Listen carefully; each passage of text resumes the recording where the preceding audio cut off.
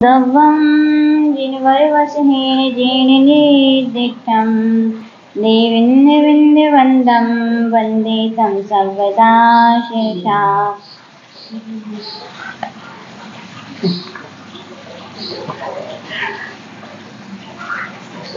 नम्य परमात्मानं सिद्धं त्रैलोक्यवन्दितं स्वाभाविकचिदानन्दस्वरूपं निर्मलावयं शुद्धजीवादिद्रव्याणां देशिकं चाजिनेश्वरं द्रव्यसङ्ग्रहसूत्राणां वृत्तिं वक्षे समासता।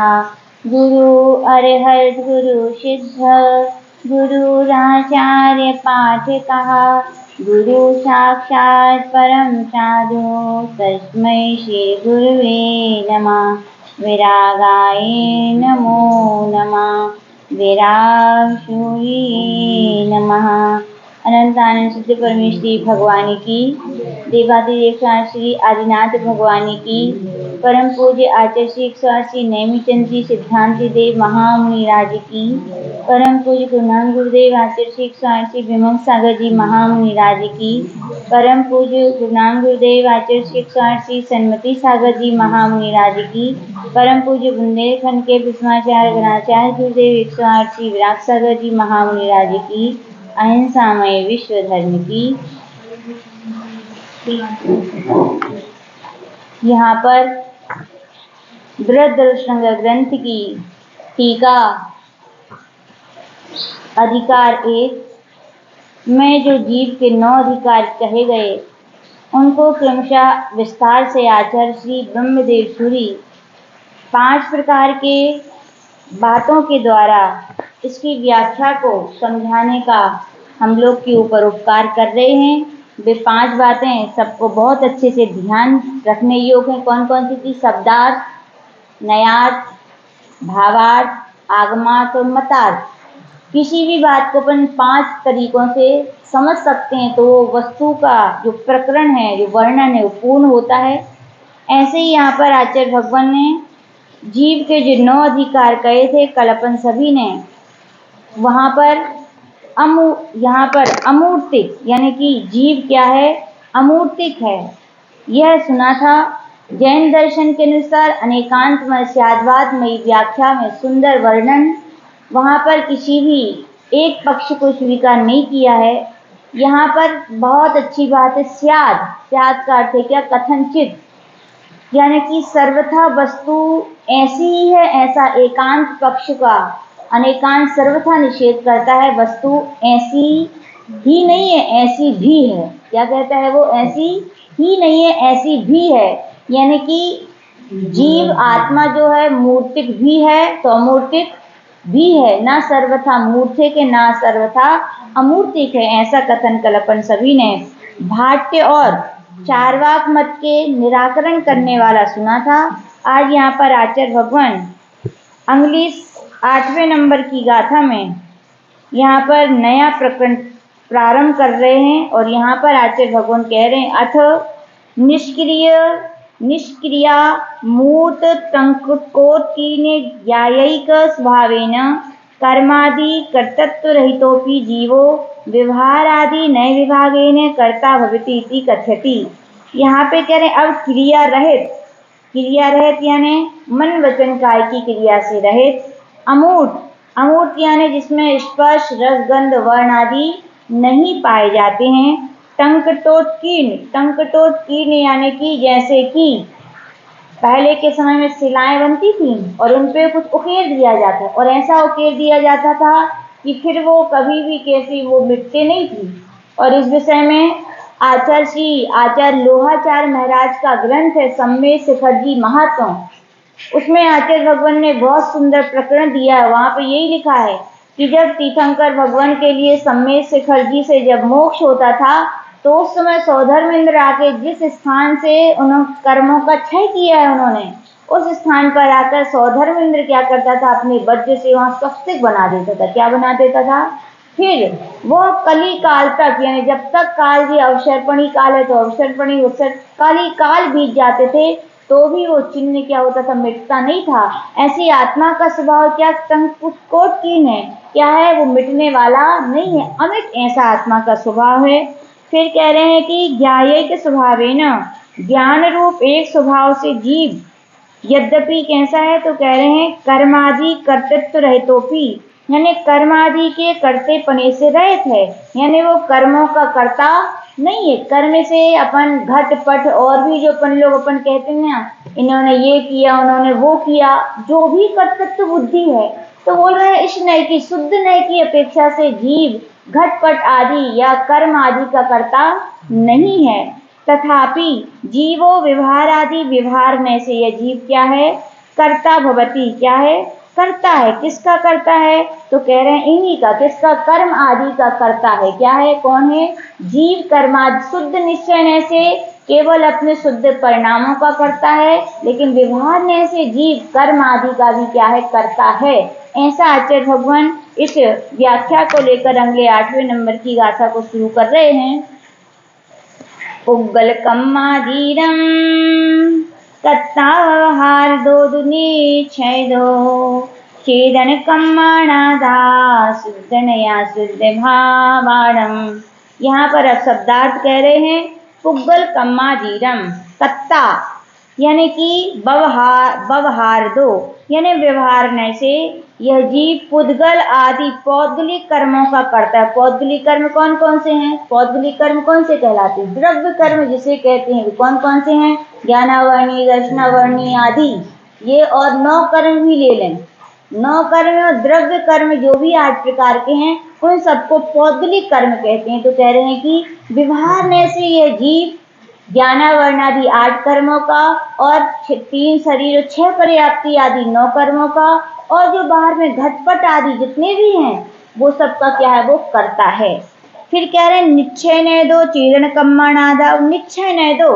अब निश्चय नय भी 2 प्रकार का, शुद्ध निश्चय नय और अशुद्ध निश्चय नय। यहाँ पर अशुद्ध निश्चय नय लेना है कि अशुद्ध निश्चय नय से यह जीव चीरण कम्माणादा, चेतन कर्मों का, चेतन कर्म कौन है, तो बोल रहे हैं जिन्हें अपन भाव कर्म कहते हैं। भाव कर्म यानी कौन, राग द्वेष आदि जो जीव के परिणाम है उनका भी कौन है, वो करता है। तो किस नय से है, तो कह रहे अशुद्ध निश्चय नय से वह चेतन कर्मों का यानी भाव कर्मों का करता है। शुद्ध नया शुद्ध भावनम, और शुद्ध नय से वह चेतना यानी आत्मा अपनी शुद्ध जो चैतन्यमयी परिणति उसी का यहाँ पर कर्ता कहा गया है। अब यहाँ पर आचार्य श्री ब्रह्मदेव सूरी की यहाँ पर व्याख्या प्रारंभ हो रही है। अत्र सूत्रे भिन्न प्रक्रम रूप व्यवहत संबंधेन मध्य पदम गृहीत्वा व्याख्यानम क्रियते। इस सूत्र में भिन्न प्रक्रम रूप व्यवहत संबंध से मध्य के पद को ग्रहण करके व्याख्यान किया जा रहा है। कह रहे हैं कि आदा आत्मा पुद्गल कर्मादीनम कर्ता व्यवहार दो यानी कि पुद्गल कर्मादीनाम कर्ता व्यवहारस्तु पुनः तथा ही। कह रहे पुद्गल आदि कर्मों का करता है, किससे है, व्यवहारस्तु व्यवहार में से, पुनः तथा ही। अब शिष्य पूछे भगवान किस प्रकार से आप हमें समझाइए, तो कह रहे हैं मनोवचन काय व्यापार क्रिया रहित निर्शुद्धात्म तत्व भावना शून्य। जी आचार्य श्री की एक बहुत अच्छी शैली है कि वो पहले अपनी आत्मा के शुद्ध स्वभाव का ही वो क्या कथन करके बता देते हैं कि आपकी शुद्ध आत्मा का ये स्वभाव है। तो कैसा है, तो कह रहे हैं मन वचन काय के व्यापार यानी क्रिया से रहित, यानी कि शुद्ध आत्मा क्या है, निष्क्रिय है। अपन कहते हैं ना कृत्य जिसको कहते हैं, यानी कि भगवान के लिए क्या कहते हैं, कृत। अब जो भगवान को करना था तो उन्होंने कर लिया, तो क्रिया से वो रहित हैं। निर्शुद्धात्म तत्व भावना शून्य, और अपनी निज आत्मा शुद्ध आत्म तत्व की भावना में वे हैं। ऐसी अपनी आत्मा होती, लेकिन कर्मों से जब बंद हो जाता है तो अपन उल्टा हो जाता है। क्या हो जाता है, मन वचन काय की क्रिया अपन क्या हो जाती है, शुरू हो जाती है। शुद्ध आत्म तत्व की जो भावना उससे अपन क्या हो जाते हैं, शून्य हो जाते हैं। क्या हो जाते हैं, शून्य। शून्य यानी कि आत्मा की तो जीवों को खबर ही नहीं रहती।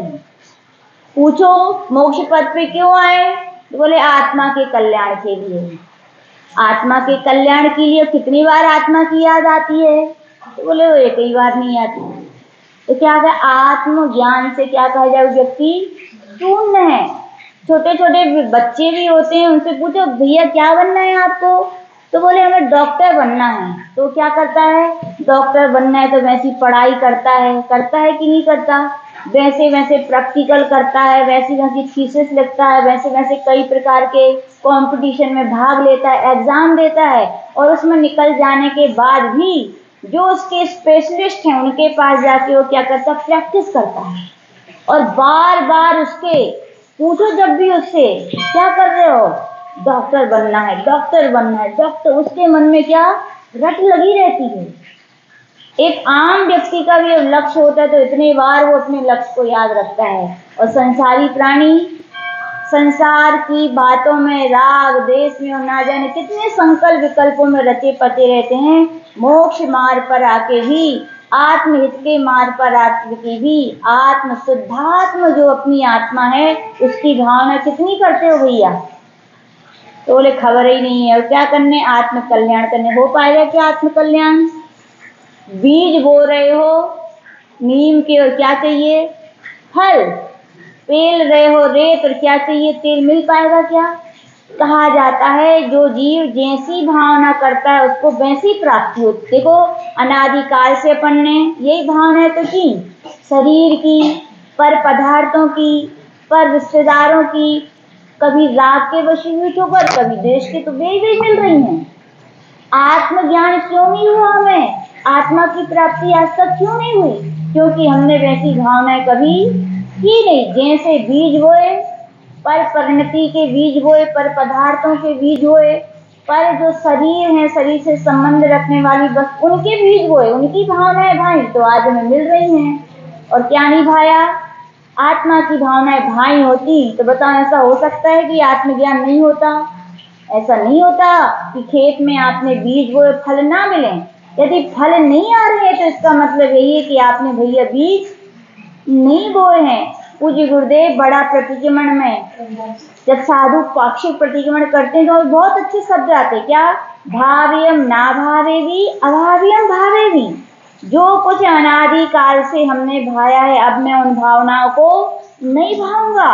और भाव्यम ना भावे, अभाव्यम भावे भी। अब जो नहीं भाया है मैं उसको क्या करूंगा, भाऊंगा। तो आचार्य भगवान यही कह रहे हैं, अनादिकाल से ये जीव शुद्धात्म आत्मज्ञान की जो भावना है उनसे शून्य है। वैसे बीज बोए नहीं तो फल मिलेंगे क्या? नहीं मिलेंगे। तो आचार्य भगवान कह रहे भैया आप यदि अपने शुद्ध आत्म तत्व के फल चाहते हो तो क्या करो, वैसे भावनाओं के बीज भी तो बो। अनादिकाल से अपन ने बीज नहीं बोए भावनाओं के, और किसके बीज बोए, इच्छाओं के। किसके बीज बोए? याद रखना इच्छा और भावना में बहुत अंतर है। इच्छाएं जितनी होती हैं वे लौकिक पर पदार्थों की होती हैं, और भावनाएं किसकी होती हैं, जो अपनी आत्मा से संबंध रखती हैं। क्या कहलाती हैं? जो अपने आत्म कल्याण आत्महित की ओर हमें प्रेरित करती हैं। इच्छाएं तो अपन बहुत करते हैं कि नहीं, ये मिल जाए, वो मिल जाए, सब कुछ मिल जाए, लेकिन कभी ऐसी भावना होती है कि हमारी आत्मा का हमें स्वभाव जो हमारे अंदर ही है। देखो कभी कभी लगता है कितनी अपनी अज्ञानता मूर्खता है अपनी, जो वस्तुएं अपनी नहीं है, जिन वस्तुओं को अपन कभी प्राप्त नहीं कर पाते उनकी प्राप्ति में अपन लगे हैं, और जो वस्तु हमारे अंदर ही है, हमारे अपने पास है, उसकी ओर हमारी नजर ही नहीं है कि नहीं? दुनिया भर से हम प्रेम चाहते हैं, अपनापन चाहते हैं, दे पाएगा कोई प्रेम के अपनापन? एक एक द्रव्य का एक एक प्रदेश स्वतंत्र है भैया। इतनी स्वतंत्र जैनागम्य व्याख्या, जब एक आत्मा के असंख्यात प्रदेश हैं, एक प्रदेश से दूसरे प्रदेश का भी संबंध अलग अलग है, कोई संबंध नहीं कहा गया। तो भैया जब आपके आत्मा की स्वयं के एक एक प्रदेश भिन्न भिन्न है कि नहीं है, भिन्न भिन्न। निर्वाण अपन कल्याणक मनाते हैं जब किन्हीं भगवान का, तो क्या चढ़ाते हो आप लोग? लाडू चढ़ाते हो। काहे का लाडू चढ़ाते हो? शक्कर को जो बुंदेलखंड की परंपराएं हैं, लेकिन वास्तविकता में सही जो प्राचीन परंपराएं निर्वाण लाडू की, वे शक्कर को या बूरे के चढ़ाने की नहीं है। किसके चढ़ाने की है? नुक्ति, बूंदी का लड्डू। उसका रहस्य है, यूं ही नहीं परंपराएं है कि नुक्ति का ही लड्डू। क्यों नुक्ति का लड्डू इसलिए चढ़ाया जाता है क्योंकि उस बूंदी के एक एक दाने देखो आप अलग अलग है कि नहीं है, अलग अलग होकर के भी फिर भी कैसे हैं, एक हैं, है कि नहीं। लेकिन अपना अपना अलग अलग अस्तित्व रखते हैं ना। एक दाना दूसरे दाने से कोई बंधा तो नहीं है, मतलब नहीं है। तो आचार्य भगवान कह रहे हैं जैसे वो बूंदी के लड्डू के एक एक दाने अपनी स्वतंत्र स्वतंत्र सत्ता रखते हैं, वैसे हे आत्मन, हे भव्यात्मन, कहाँ तुम पर पदार्थों से संबंध जोड़ रहे हो। तुम्हारे आत्मा के ही एक एक प्रदेश का जब संबंध नहीं है, सब भिन्न भिन्न सत्ता वाले हैं, तुम कहाँ। फिर शरीर ले लो, शरीर भी देखो जड़ है, कितना भी मिला हुआ है तुम्हारे आत्मा से, लेकिन है तो अलग, है अलग की नहीं। यदि अलग ना हो तो किसी के मर जाने पर फिर क्यों कहते हो 1 घंटा में उठा ले जा, क्यों नहीं रख लेते फिर उसके लिए, यदि आपका है तो। हाँ, बोलते हैं सब कुछ भिन्न है, बोले रोम रोम अलग है। शरीर का क्या है, एक एक रोम की अलग अलग सत्ता है, एक एक रोम शरीर में इतने अलग अलग हैं। तो बोल रहे हैं जब आपके शरीर के रोम ही भिन्न भिन्न सत्ता वाले हैं, तो उसके शरीर से संबंध रखने वाले क्या तुम अपना बना पाओगे किसी को, क्या बोलो। फिर ये भ्रांति नहीं है क्या, ये मूर्खता नहीं है। मोक्ष मार्ग पे भी आके देखो, लौकिक जीवन में ठीक है, जिसको ज्ञान नहीं है वो कहे जी हमारे बन जाए, जी हमारे बन जाए, हमें इनसे मतलब है, ये हमारा संबंध है, हमें ये कर दे। तो लेकिन मोक्ष मार्ग पर के आके इतना ज्ञान होकर के भी कि भैया हम अपने आत्मा का कल्याण करने आए हैं, हमारी आत्मा स्वतंत्र है, पर की आत्मा स्वतंत्र है, जो हमारी आत्मा में जो कुछ होगा उसको करने वाले हम स्वयं ही हैं। दूसरा निमित्त बन सकता है, लेकिन निमित्त सब कुछ नहीं है, कुछ है लेकिन सब कुछ है तो क्या है, स्वयं के परिणाम है, स्वयं की परिणति है। तो आचार्य भगवान कह रहे हैं दुनिया से संबंध नहीं जोड़ो भैया, किससे संबंध जोड़ो, अपनी आत्मा से, और अपनी आत्मा से संबंध जोड़ने का ही नाम है भावना, और पर पदार्थ से संबंध जोड़ने का ही नाम है इच्छा। क्या नाम है, और याद रखना इच्छाएं कर्माधीन होती हैं। किसके धीन होती हैं, कर्माधीन। कोई कितनी सोचे हमारे लिए बिल्डिंग मिल जाए, हमारे लिए 4 व्हीलर मिल जाए, हम लखपति करोड़पति बन जाए, क्या बन जाएगा क्या, कर्माधीन। यदि बैंक में बैलेंस नहीं है तो यदि जाओगे तो उन भैया को तो आपने इतना सारा दे दिया, 1 लाख रुपए दो, हमें भी दो, ये लो चेक, चेक देखेगा, क्या देखेगा, बैलेंस में क्या है, इतना है ही नहीं है, तो क्या करेगा, दे पाएगा क्या, वो देगा तो ना, पैसे भी नहीं मिलेंगे, तुम ज्यादा जबरदस्ती करोगे तो क्या करेगा, 2-4 डंडे लगाएगा और भगा देगा। ऐसे ही सेम व्यवस्था यहाँ की है। यदि आपके भाग्य में नहीं है वस्तु, या आपने पूर्व भाव में ऐसे कुछ अच्छे कार्य नहीं किए थे कि आपका बैलेंस पुण्य का हो, और आप मांगोगे, इच्छाएं करोगे, तो वस्तु मिलेगी क्या, वस्तु भी नहीं मिलेगी, और डंडे मिलेंगे, किसके मिलेंगे, इच्छा की है ना, पाप बीजे। किसका बीज है ये इच्छा, पाप का बीज है। इच्छा करके आपने पाप के बीज बो दिए, और पाप का फल क्या है, दुख में दुख की प्राप्ति होगी। तो आचार्य भगवान कह रहे भैया पर पदार्थों की तो खूब इच्छाएं की, लेकिन अपन शुद्धात्मा आत्म भावना से हमेशा क्या रहे, शून्य रहे। इसलिए पर से संबंधों को हटाओ, क्या भावनाएं भाव, इच्छाएं नहीं करो, क्या करो, भावनाएं भाव। किसकी भावनाएं, अपने आत्म कल्याण की। याद रखना आत्मा का कल्याण पर पदार्थों से कुछ निमित्त हो सकता है, लेकिन सब कुछ हो नहीं सकता। गुरुजन कितने ही सोचें कि इनके लिए भगवान बना दें, सब कुछ गुरुदेव घोर घोर के तुम्हारे लिए जिनवाणी पिला भी देंगे, लेकिन तुम्हारा उपादान नहीं होगा तो तुम भगवान बन पाओगे क्या।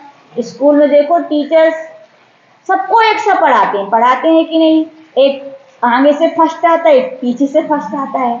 अब कहो गुरुजी ने, टीचर ने गलत पढ़ाया उसके लिए, इसके लिए अच्छा पढ़ाया, नहीं भैया, निमित्त तो एक सा था, लेकिन व्यक्ति का अपना अपना क्या है, उपादान भी तो है। उसका उपादान नहीं था ग्रहण करने का, और इनका था तो ग्रहण कर लिया।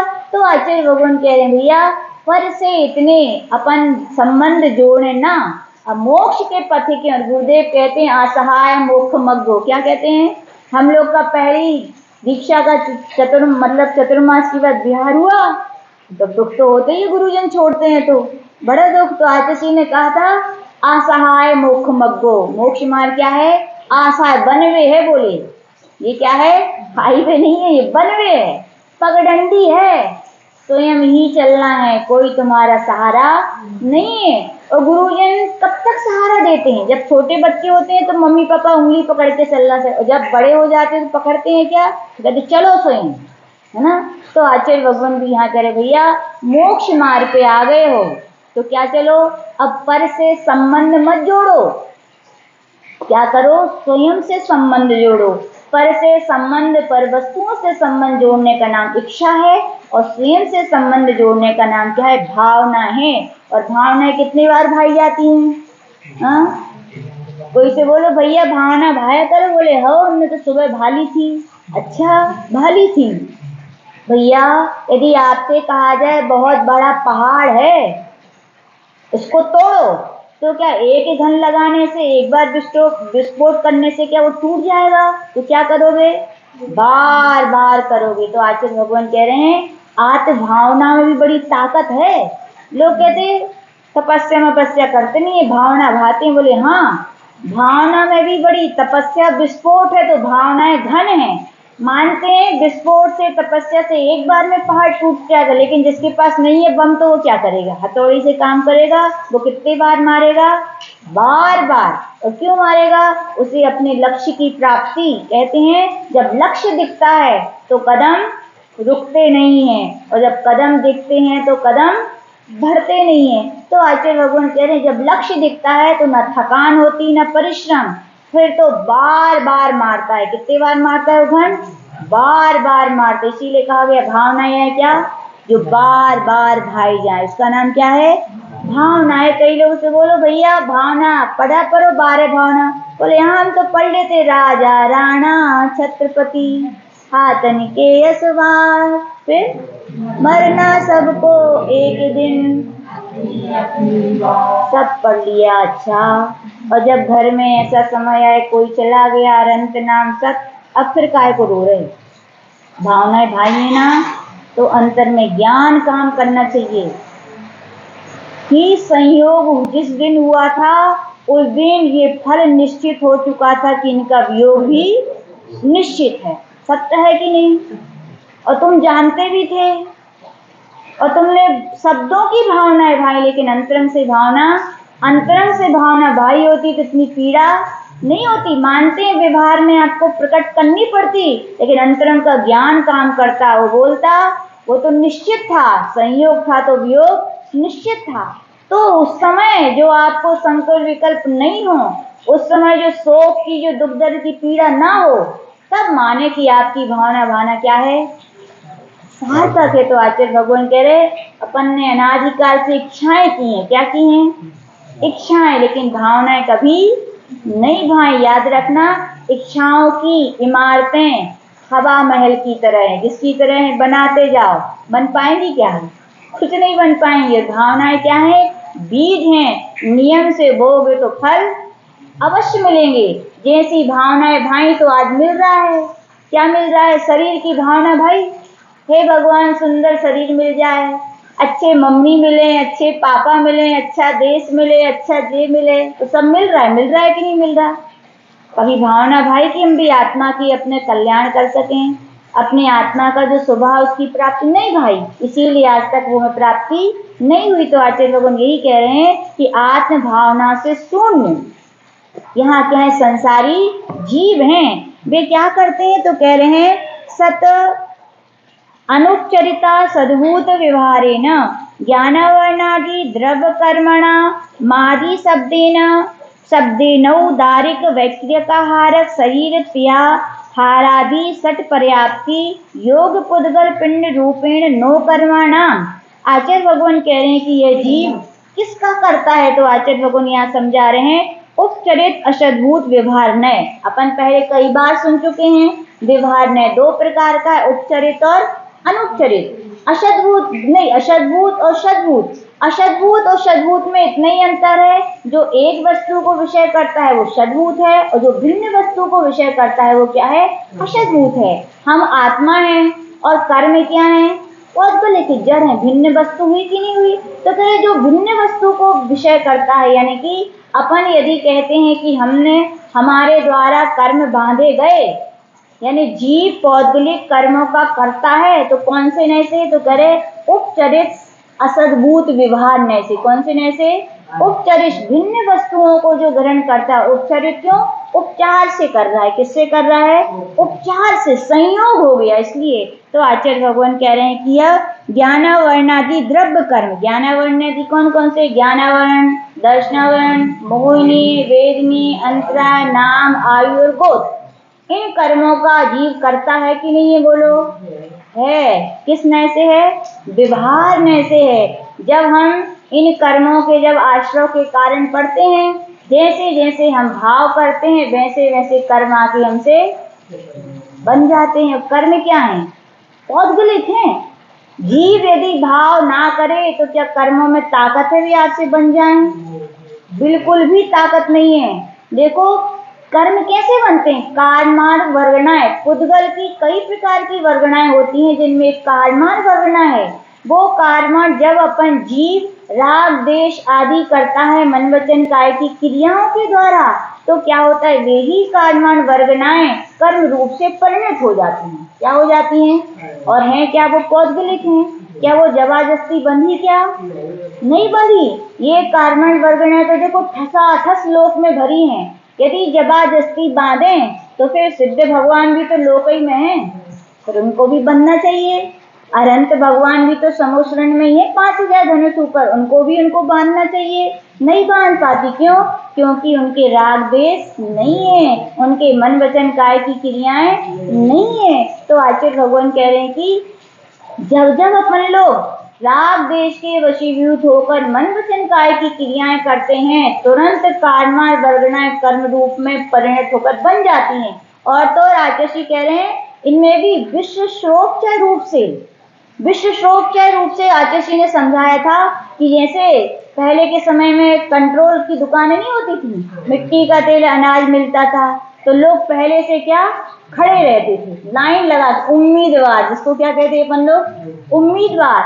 तो ऐसे ही कार्यमान वर्गणाएं भी अपने आत्मा के प्रदेशों से विश्व श्रोपचय रूप से चिपकी हैं, यानी उम्मीदवार।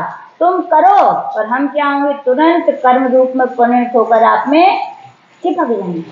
तो आचार्य भगवान यही कह रहे, जब जब अपन लोग क्या करती है? जीव पर वस्तुओं के निमित्त से, किस वस्तुओं के निमित्त से? पर वस्तुओं के निमित्त से। चाहे तुम राग करो व्यक्ति से, कर्म कहते, तो भी आके हम बंधेंगे, और द्वेष करो तो भी आके हम क्यों बनेंगे? क्योंकि दोनों ही एक ही पिता की संतान हैं। किसकी पिता की? मोहिनी कर्म की। किसकी? मोह की संतान है। लोग कहते हैं हम द्वेष नहीं करते, हम तो राग करते हैं बस। एक कहते हैं हम राग नहीं करते, हम द्वेष करते। तो कह रहे भैया, जहाँ राग है वहाँ नियम से द्वेष है, और जहाँ द्वेष है वहाँ नियम से राग है। जैसे नदी होती है ना, आती है और बीच में कोई पुल में एक खम्मा मिल जाए या कोई ऐसा कुछ चट्टान मिल जाए, तो वो नदी क्या होती? 2 विभागों में बट जाती है। ऐसे ही मोह की दशा है। क्या है? मोह क्या करता है? जब वस्तु अच्छी लगती है तो राग की धारा प्रवाहित करता है, और जो वस्तु खराब लगती है तो द्वेष की धारा। लेकिन कर्म क्या नहीं बनते? क्या दोनों में बनते हैं। आचार्य भगवान कह रहे हैं राग भी छोड़ना है तो देश को भी छोड़ना है, देश को छोड़ना है तो राग को भी छोड़ना है। राग को आग कहा है, द्वेष को आग कहा। क्या लोग बोलते हैं द्वेष खराब है, और आचार्य भगवान तो क्या कह रहे? राग आग दहे सदा। है राग की आग। द्वेष ज्यादा समय तक नहीं रहता व्यक्ति को। आपने खुद देखा होगा, किसी से गुस्सा हो गए, कितने देर गुस्सा रहोगे? 1 घंटा 2 घंटा, थोड़े दिन तक। अपने आप आत्मा का स्वभाव नहीं है तो ठंडे हो जाओगे। जैसे गर्म पानी कितने देर तक गरम रहेगा? जब रख दोगे तो अपने आप क्या हो जाएगा? ठंडा। लेकिन राग व्यक्ति का भव भव तक बना रहता है। और ये राग आग की तरह जलाता है। करने में तो इस प्रारंभ में बड़ा अच्छा लगता है, जे हमारे। जितनी कहते हैं बंधन जितना मजबूत होता है, टूटने पर उतना ही खतरनाक होता है कि नहीं? ये अनुभव किया होगा। जिससे जितनी घनिष्ठ मित्रता होती है वो यदि टूट जाए तो उतना खराब टूटता है, और विद्वेष की भावना के साथ टूटता है। किसके साथ? विद्वेष की भावना। कितने सारे उदाहरण हैं। सुकौशल मुनि महाराज की माँ कितनी राग के वशीभूत थी, हाँ, कि मुनि महाराज ने भी कह दिया कि भो रानी, धन्य हो कि तुम्हारे पति भी बैराग पद के पथिक हैं, और तुम्हारा पुत्र भी जैसे ही पिता का चेहरा देखेगा वो भी बैराग पद का। खुश हो जाना चाहिए था, हमें तो लगता है, लेकिन सम्यक दृष्टि होती तो खुश होती, आत्मज्ञान की भावनाएं होती, आत्म कल्याण की भावना तो खुश होती। लेकिन मोही व्यक्ति को तो विराग की बातें अच्छी नहीं लगती। पिता पति से भी रुष्ट हो गई, अब पति तो चले गए, अब पुत्र की तो रक्षा करनी है, तो पूरे घोषणा करवा दी, इस राज्य में कोई भी दिगंबर मुनि प्रवेश नहीं करेगा। ओहो हो, बताओ कितना पाप कर्म का जीव कर। लोग तो तरसते हैं भैया मुनि महाराज के दर्शन मिल जाएं, और देखो राज्य में आ रहा है, उसने घोषणा, कितने उसने पाप बांधा होगा बताओ, कि जिसमें कोई मुनि महाराज ना आए, ऐसा व्यवस्था कर दी जाए। और तो महल में भी अपने पुत्र के लिए भी ऐसी व्यवस्था कर दी कि महल के बाहर नहीं जा पाए। सब कुछ उसमें कहाँ होता था? महल में ही होता था। लेकिन अलंग सत्य भवितव्य तेयम, जो जैसा होना है वो तो हो नहीं है। और नान्य था मुनि भाषणम, मुनि महाराज के वचन हैं, ऐसा हो नहीं था। वे कीर्तिधर राजा विश्वकौशल के पिता थे। योगा योग कहाँ आए? उसी नगर में आए, और नगर के बाहर जो उपवन था, नगर में तो आने मना था, नगर के बाहर जो उपवन था वहां पर वो बैठ गए, रुके रहे, और आ गया था नियोग किसका? सुकौशल का। अब वे चले गए, जैसी महाराज वहां से निकले तो वहां पर छत पर बैठी थी सुकौशल, और सुकौशल उसकी माँ। तो उसने पूछा, माँ ये तो पहली बार ऐसा दृश्य देख रहे हैं, ये बात सत्य है? जो बच्चे प्रथम बार किसी मुनि महाराज को देखें तो उन्हें बड़ा आश्चर्य होता है और शर्मा जाते कई बच्चे। तो हम लोग गुजरात में थे, वहां पे एक भैया अमेरिका में रहते हैं, अब कभी उनके बच्चे आए नहीं कभी, तो आज किसी के दर्शन किए तो उनने ऐसी आंखें कर ली, मम्मी ये कैसे महाराज हैं, ये कैसे क्या है, क्योंकि ज्ञान ही नहीं कराया। तो ऐसे ही होता है। तो ऐसे सुकौशल ने पूछा, हे माँ ये कैसे है, ये निर्वस्त्र है, ये कौन है, ये क्यों ऐसे रहते? सब कुछ पूछने लगा। तो माँ देखते ही पहचान गई, अरे ये तो क्या है, कीर्तिधर महामुनि महाराज हैं। और मुनि महाराज के शब्द उसके स्मरण में आ गए कि इनके दर्शन पुत्र करेगा उसे क्या हो जाएगा? बैराग हो जाएगा। और वो बार बार, माँ ये कौन है, ये कौन है? तो देखो कितना मोह में व्यक्ति आके, कैसे एक समय वो था कि महाराज के बिना रहा नहीं जाता था, और अब कैसे शब्द निकल रहे हैं, बोले ये होगा कोई भिखारी मिकारी, कोई ऐसा ही गरीब मरीब, पता नहीं क्या अपशब्द बोले होंगे। सुन रही थी कौन? वो धाय माँ। यो हो, देखो इस राग की, इस मोह की दशा कि राज्य के मालिक जो थे उन राजा के विषय में कह रही है भिखारी हैं। बेहल हो गई, उसकी आंखों में आंसू बहने लगे। माँ तो रानी चली गई, वो सुकौशल पूछती, धाय माँ तू क्यों रो रही है? तो सही सही बता देती कि बेटा ये और कोई नहीं, ये तेरे पिता हैं। इन्होंने आत्मज्ञान में पूरित होकर के वैराग को धारण किया, आत्म कल्याण के पथ को स्वीकार किया, और तेरी माँ मोह के वशीभूत होकर उनसे ही विद्वेष कर रही है। क्यों कर रही है? ताकि तू ना चला जाए। वे तो चले गए, लेकिन होनहार टलने वाली नहीं है। बेटे को जैसे ही हुआ उसने पिता को देखा और धीरे से वो भी निकल गए। कहाँ निकल गए? कीर्तिधर महाराज के पास पहुंचे। उन्होंने भी क्या ले ली? दीक्षा। जैसे ही रानी को पता चला, अभी तो एक दुख था ही पति के जाने का, और डर था कि पुत्र ना चला जाए, अब तो पुत्र भी चला गया। देखो वो राग किसमें बदल गई? आग में। किसमें बदल गई? आग में बदल गई। इतनी दुखित हुई, इतनी संक्लेश परिणाम किए, इतने संक्लेश परिणाम किए, और कहा अति संक्लेश परिणामों से यदि व्यक्ति की मृत्यु होती है तो नियम से त्रियंचायु का बंध होता है। किसका होता है? त्रियंचायु का बंध किया, और क्या बन गई? शेरनी, व्याघ्रनी बन गई। कौन बन गई? व्यागिनी बन गई। और व्यागिनी बनने के बाद कहाँ हुई?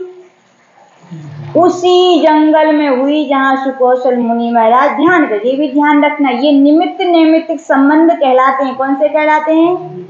आज हम या हमसे कोई भी मिलता है तो यूं ही नहीं मिलता, पहले भी अपन मिले थे। आज यदि किसी को देख के प्रेम उमड़ रहा है, अपनापन उमड़ रहा है, तो नियम से आज तुम्हें कोई अच्छा कर रहा है तुम्हारे साथ, तो इसका मतलब है तुमने भी अच्छा किया था। और आज तुम्हें किसी को देख के द्वेष हो रहा है, खराब लग रहा है, कोई तुम्हारे साथ बुरा कर रहा है, तो इसका मतलब तुमने भी पहले कुछ ना कुछ बुरा किया था। ये क्या है? निमित्त नैमित्त संबंध है। और ऐसे जीव नियम से आके मिलते हैं कि नहीं? कई उदाहरण है पारसनाथ और कमठ के। कई उदाहरण है कि ऐसे जीव निमित्त नैमित्त जरूर एक ही स्थान पर मिलते हैं।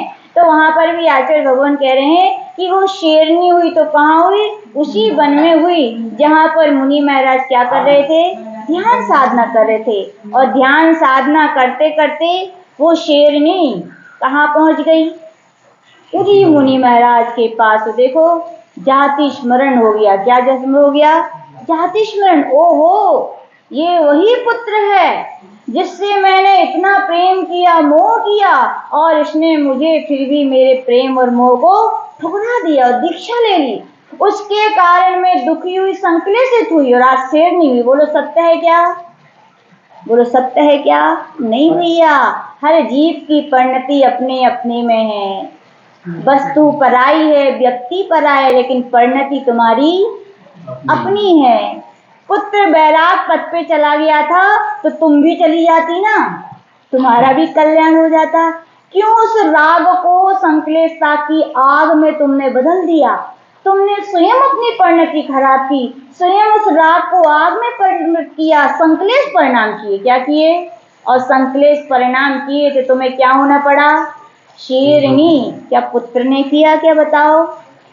अरे इतने प्यारे निमित्त मिले थे आपको, तो जहाँ पति मुनि बन गया, पुत्र मुनि बन गया, हे माँ तेरा तो अहो भाग्य था। तू तो जगत जननी, जगत माता के रूप में विख्यात हो जाती, और तूने अपनी परिणति नहीं संभाली तो क्या हुआ?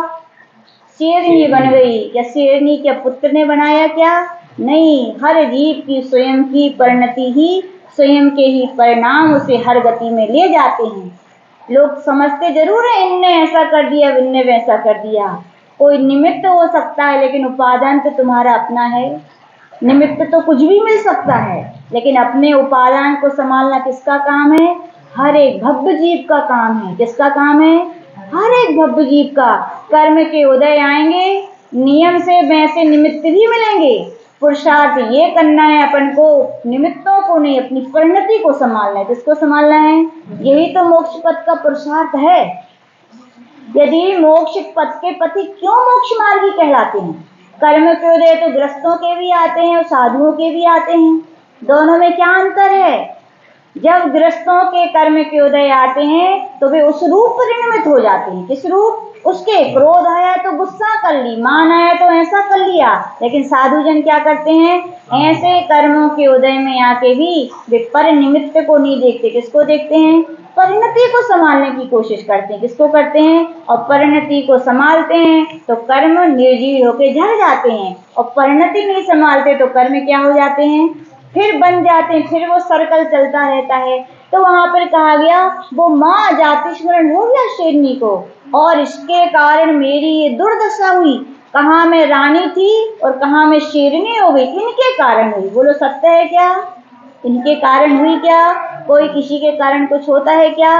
नहीं होता। जो होता है स्वयं के परिणाम होता, स्वयं जगत परिणाम में जग का करता कोई कुछ नहीं करता। व्यर्थ में ये मिथ्यात्व की भूमिका है। किसकी भूमिका है? अपने आप को परवस्तु का स्वामी मानना, अपने आप को परवस्तु का कर्ता मानना, अपने आप को परवस्तु का भोक्ता मानना, अपने आप को परवस्तु में मत बुद्धि रखना, संकल्प बुद्धि रखना। ये सब राग द्वेष को बढ़ाने वाले हैं। किसको बढ़ाने वाले हैं? और राग द्वेष जहाँ है वहाँ मिथ्यात्व की भूमिका है। किसकी भूमिका है? तो आचार्य भगवान कह रहे हैं, हे शियारनी, और आया और उसको खाने लगी। किसको खाने लगी?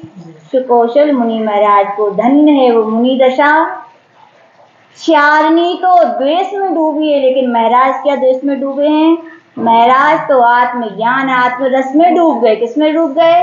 आत्मज्ञान आत्मरस में, कि इस जीव का जो कुछ करता है स्वयं करता है, कोई किसी को कुछ नहीं करता। ये श्यारनी खा रही है? नहीं, श्यारनी नहीं खा रही है, मेरे किसी पूर्व भाव का कर्मों का उदय है। ये तो निमित्त है। ये तो क्या है? निमित्त है। कर्मों का उदय नहीं होता तो ऐसे भी तो होते हैं कई बार। आचार्य भगवान लोग, आचार्य महावीर कीर्ति महाराज, आचार्य शांति सागर महाराज का उदाहरण आज गुरुदेव सुनाते हैं। जंगल में ध्यान कर रहे थे, साधना कर रहे थे, श्यालिनी आई, सूंघी और चली गई। क्यों? खाया क्यों नहीं? कोई ऐसे पाप कर्म का उदय नहीं था, या उनने नहीं बिगाड़ा था पूर्वों में। वैसे ही सुकौशल मुनि महाराज करे, भगवान हे आत्मन, तुम्हारी ये पूर्व कर्म का उदय है, ये श्यारनी तो निमित्त है, इसको दोष देने की आवश्यकता नहीं है। समता धरोगे तो कर्म क्या हो जाएंगे? निर्जीर्ण हो जाएंगे। कोई ने कर्जा लिया हो और कर्जा चुके तो बताओ, हल्का होता है कि भारी होता है? आनंद आता है कि कष्ट होता है? आनंद आता है। वे मुनि महाराज भी ऐसे चिंतन करके अनित्य आदि बारे भावना का चिंतन कर रहे हैं। एक ये संश्लेषता में कर्म बंद कर रही है, और वहां मुनि महाराज समता में कर्मों की संबल निर्जरा कर रहे हैं। उसी समय कीर्तिधर मुनि महाराज आ जाते हैं, श्यारनी को संबोधन करते, हे महारानी, हे सुकौशल की माँ। सुनते ही श्यारनी स्तब्ध रह जाती। ओह, हे महारानी, हे सुकौशल की माँ, कहाँ तू इतने राग में थी कि पुत्र का चेहरा नहीं देखती तो विवल हो जाती थी। पुत्र नहीं खाता था तो तुम्हें भूख नहीं लगती थी, पुत्र को वेदना होती थी तुम्हें महावेदना होती थी। कहाँ गया वो स्नेह, कहाँ गया वो प्रेम, कहाँ गया वो मोह? आज इतनी विद्वेष की भावना कि उसी पुत्र को तुम खा रही हो। तो इसे कहते हैं राग आग दहे सदा। राग भी बड़ा क्या होता है? खतरनाक होता है। क्या होता है?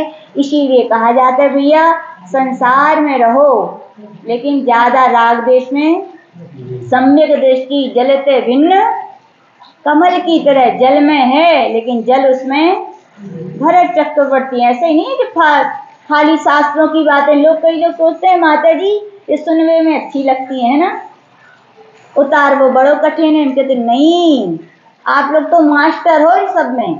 क्या हो? मास्टर हो कि नहीं? ऐसा जरूरी है कि वस्तु और आप राग ही करो? जरूरी है? बिल्कुल जरूरी नहीं है। यदि खबर मिल जाए आपको, यदि आपका पुत्र लाल टी शर्ट पहन के कहीं गया था घूमने और वहां से फोन आया, हेलो हेलो एक एक्सीडेंट हो गया, लाल टी शर्ट पहने वो लड़का, क्या हालत होगी? ऐसे लगेगा आप ही जावे वाले।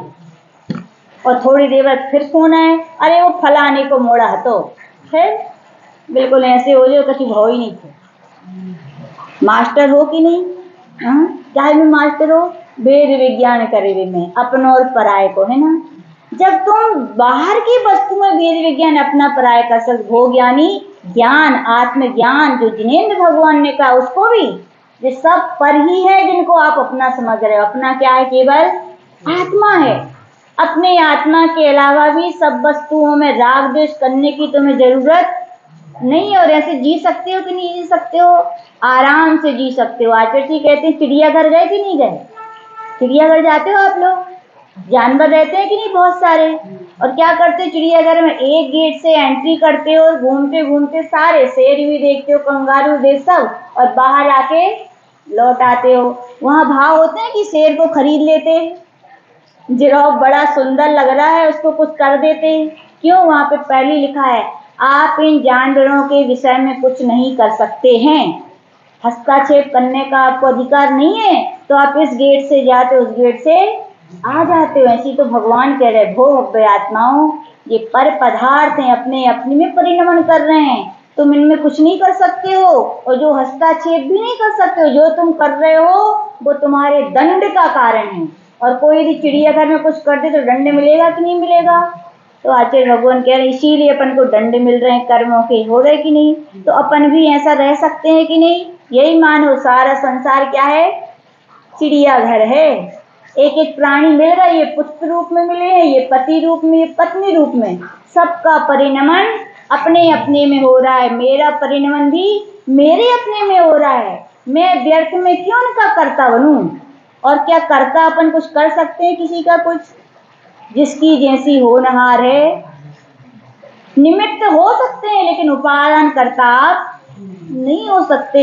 जीव की स्वयं की परिणति। तो आचार्य भगवान यही समझा रहे हैं कि अपन लोग जैसे भाव करते हैं वैसे कर्म अपने कालमान वर्गनाएं कर्म रूप में आके अपनी आत्मा से क्या है बन जाती हैं। कर्मों में बांधने वाले तो निमित्त अनेक होते हैं, लेकिन ध्यान रखना जब भोगने का नंबर आएगा तो कौन रहेगा? केवल आप रहोगे।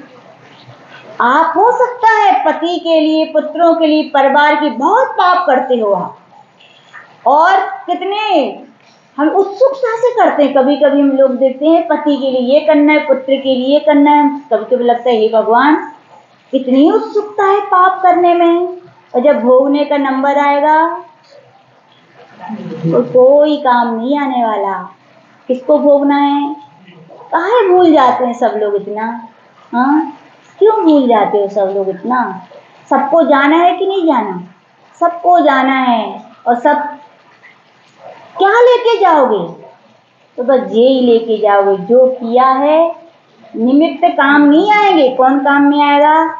स्वयं जो किया है। पर के निमित्त से जीव कितने बंद करता है, लेकिन जब भोगने की बारी आती है तो अकेले भोगना पड़ता है। तो आचार्य भगवान यही कह रहे हैं कि उपचरित अशद्भुत व्यवहार ने से जीव राग देश आदि परिणाम करके ज्ञानावरण आदि कर्मों को क्या करता है?